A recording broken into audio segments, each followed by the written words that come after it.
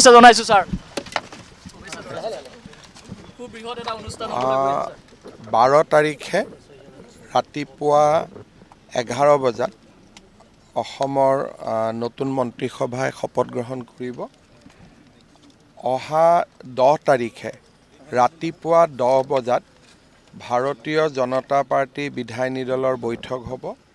তাতে ভাৰতীয় জনতা পাৰ্টি বিধায়িনী দলৰ নেতা নিৰ্বাচন কৰা হ'ব আৰু সেই দিনাখনেই দিনৰ 11 বজাত NDA অৰ্থাৎ AGP BPF আৰু ভাৰতীয় জনতা পাৰ্টিৰ যৌথ বৈঠক অনুষ্ঠিত হ'ব।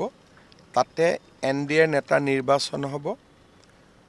12 বজাত অসমৰ ৰাজ্যপালক সাক্ষাৎ কৰি চৰকাৰ গঠনৰ অনুমতি দিবলৈ অনুৰোধ জনোৱা হ'ব আৰু ৰাজ্যপাল মহোদয়ে অনুমোদন দিয়াৰ লগে লগে চৰকাৰ গঠনৰ প্ৰক্ৰিয়াও আৰম্ভ হ'ব আৰু 12 তাৰিখে 11 বজাত প্ৰধানমন্ত্ৰী নৰেন্দ্ৰ মোদী ডাঙৰীয়াৰ উপস্থিতিত শপত গ্ৰহণ অনুষ্ঠান অনুষ্ঠিত হ'ব।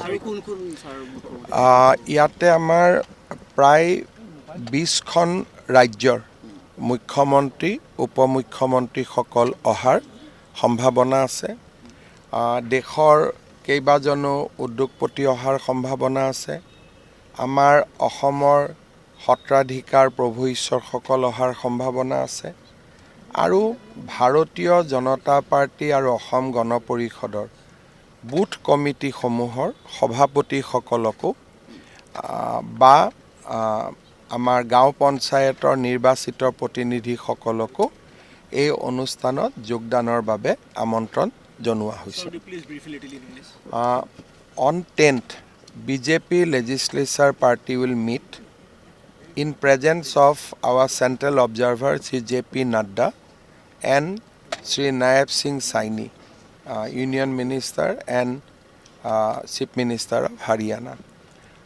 Once the leader is selected, it will be ratified by the NDA legislature party because we have two partners, Bodoland's People Funds as well as Assam Gana Parishad. Once formality is over, then definitely the legislature party will select a delegation and delegation will go and meet Governor of Assam and stake claim to form the governments. Once governor extend invitation, the process of government formation will start immediately. On 12th of May at 11 AM in presence of Honorable Prime Minister Shri Narendra Modi and other guests, the new government will take oath. So you are going to Bengal today? Yes, tomorrow is the oath. It will be a historical event. So I am going there to participate in the event tomorrow. Iman special manhor name kolu aru kun baki thakile.